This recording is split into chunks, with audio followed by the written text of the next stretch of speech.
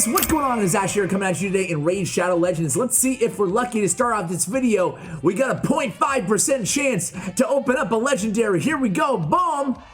Today we're going to talk about defensive champions inside the game. Defensive nuker type champions, exactly what Apothecary is not inside the game. And the reason I wanted to mention or do today's video actually is because primarily, and not just focus on Tag Team Arena, but focus a little bit on Tag Team Arena. So we are still just barely clinging in here, moving from Silver 4 to hopefully Gold 1 at the end of this season. Let's see, a few more days left. And one of my teams is actually, I can't even look at my team. Let's see if I can look at them here. I'm just gonna show you in regular arena. Battle log, yeah, things are not looking too good here, but let's take a look at my defensive teams. If you look at team number 3 here, check it out. It is a defensive-based team. Now, I'm not going to use all these champions in today's video. Obviously, they're incredibly difficult to come by, but a defensive arena team for Tag Team Arena, if you're struggling for your second or your third team, you know, a lot of people just have 1 or 2 speed champions. They don't have 3 necessarily. So going with a defensive team of nukers can be an incredibly viable and effective strategy for you guys for Tag Team Arena, for regular arena, or even for dungeons, and we'll talk about why, especially in the dungeons on the second half of today's video. So how does this team work? First of all, I go with a blend of high resist and also high defense on this team. You'll notice that 2 of the champions here, Razin Scarhide and Valkyrie, their damage is based off of defense, which is great. I just build them with a ton of defense and they're good. They're gonna be hitting hard. They have 100% crit rate. They have 100% or a lot of percent crit damage, excuse me. And of course, they have a ton of defense stacked on them. This makes them both really difficult to kill and also hit really hard, aka defensive nukers, especially in Razin's case because of his AoE A3 ability. We also have Mountain King, who is based on HP, but still kind of the same idea. You build out his HP very high instead of his defense very high. And the most important component to any defensive nuker team in this game is having a defense up champion. A rare example would be Marked, a epic example would be Mausoleum Mage, and a legendary example would be Siphi the Lost Bride. There's a bunch of strong defense up champions in the game, but again, think of it. It's rather intuitive, but I'll say it anyway, right? A defensive nuker, the 50% increase attack, they actually have a better buff, like what normal attackers, normal nukers get. They have the 60% increased defense. So think of it this way, that's also increasing their defensive, so stability. That's gonna make them more difficult to kill.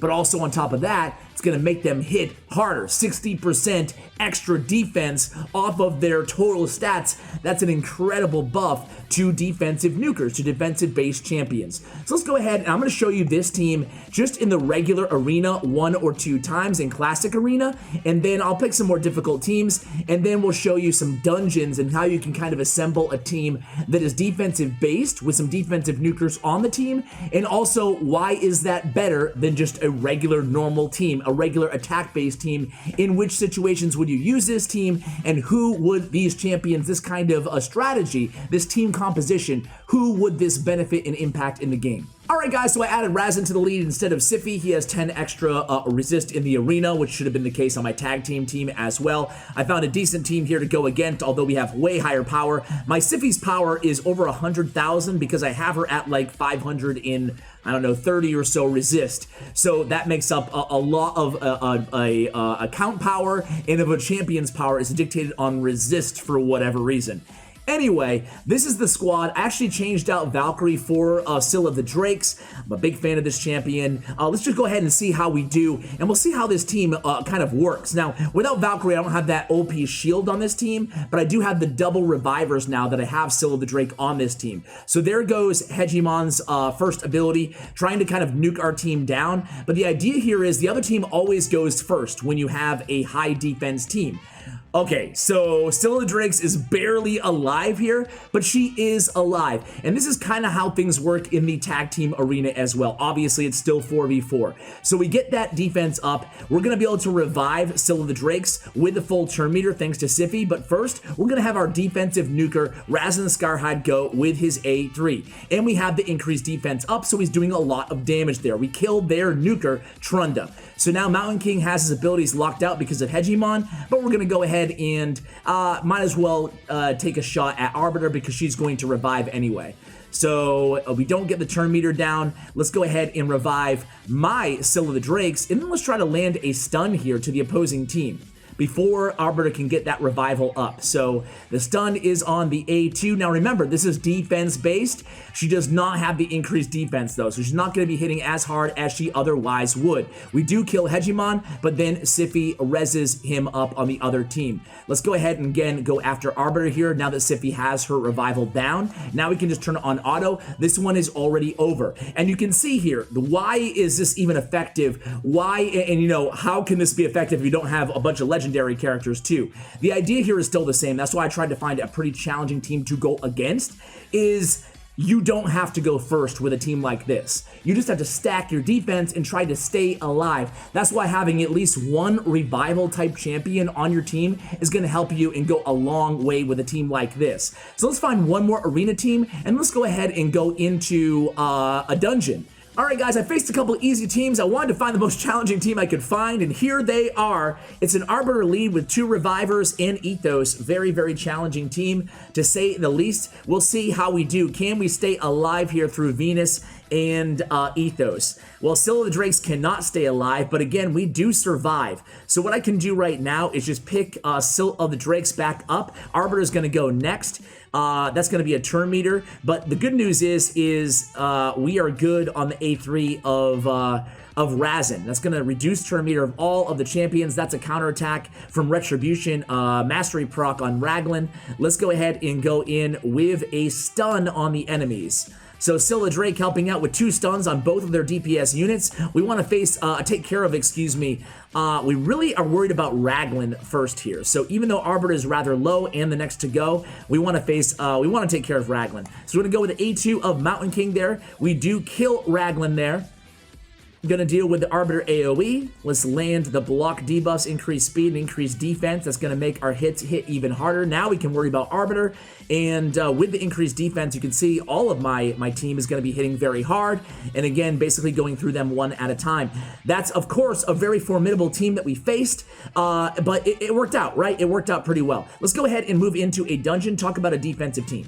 So before we go into the dungeon, guys, just wanted to highlight another great defensive-based champion. It is Grizzled Jarl. There are plenty of defensive-based champions. Of course, Tyrell is another one right below him. I want to talk about how to kind of build these champions out really quickly before we jump into a dungeon. So first of all, Grizzled Jarl. He is an amazing champion. I love this guy. I didn't mean to only show you legendary champions with godlike gear, but that's what we have for the arena, kind of where we are.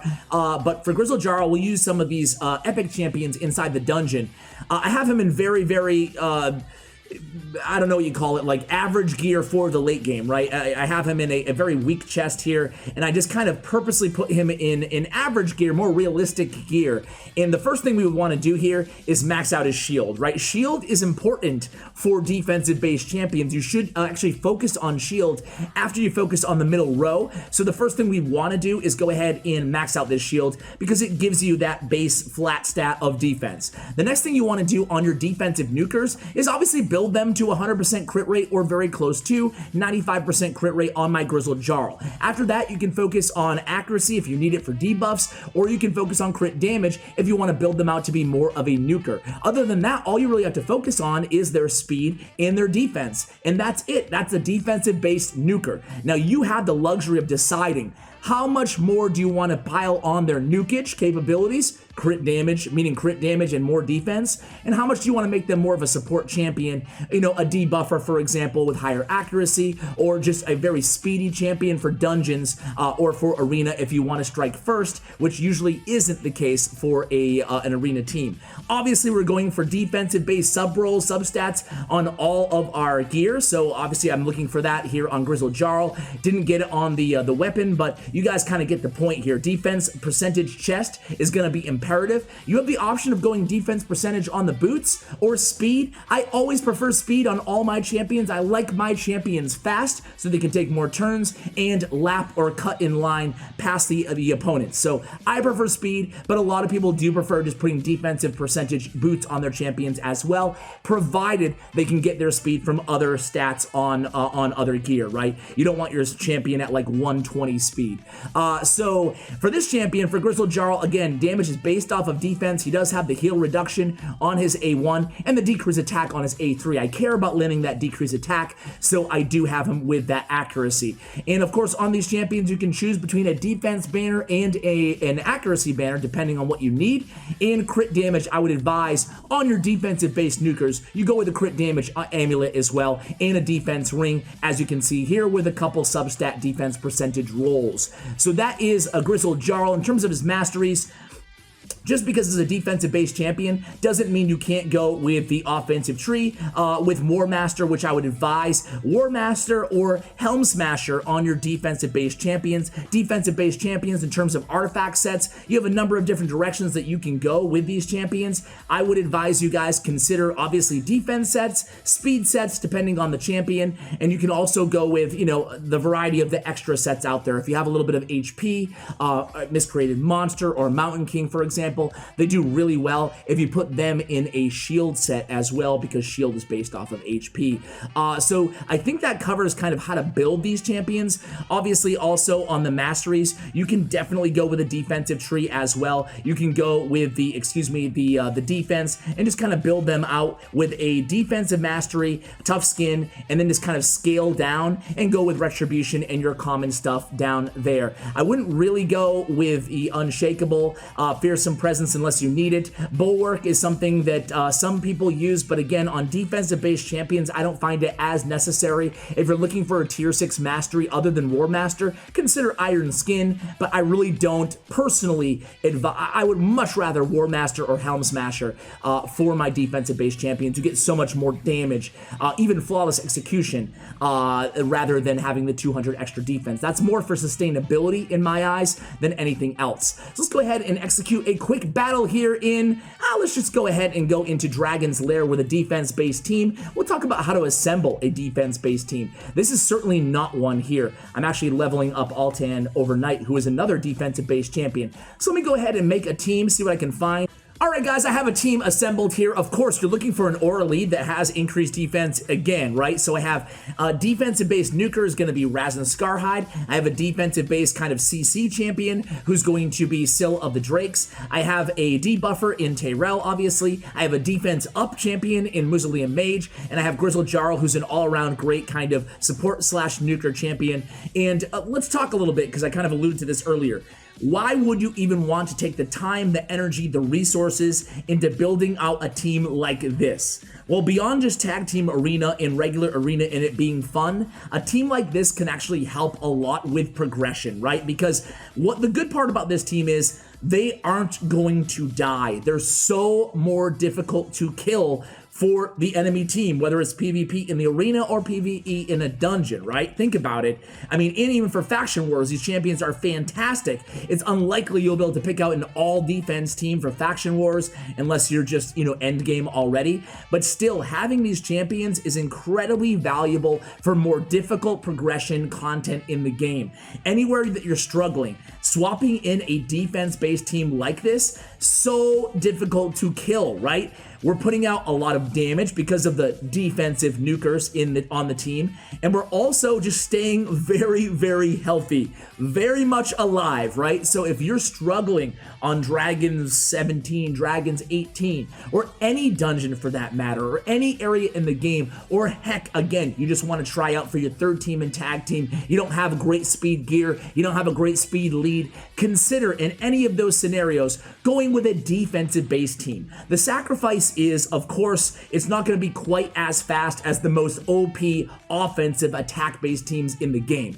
but the upside is you're not going to die and you're going to be able to progress further in this game. So if you're early game, if you're just starting this game out, just take note if you pull a defensive based champion, champions that deal damage based off of defense. It's going to help you out a lot. I hope today's video kind of helped you guys in terms of providing a use case and utility for these champions all kind of together. Remember, have the defense up champion on your team as well. And also just showing you how to build these champions properly in terms of mastery options and in terms of artifacts, sets and stuff. Going with defense sets obviously makes a lot of sense as well. This is going to be about a 2-minute and 30-second run. I think that I have really good gear on my Razin on this team, and pretty solid gear on my Scylla the Drakes, and all right gear on Mausoleum Mage, on Grizzled Jarl, and on Tyrell. 2-minute, 20-second run, not too bad here. In terms of damage, again, Razin put out 1.3 million, Tyrell 900,000, Scylla the Drakes 800,000, Grizzled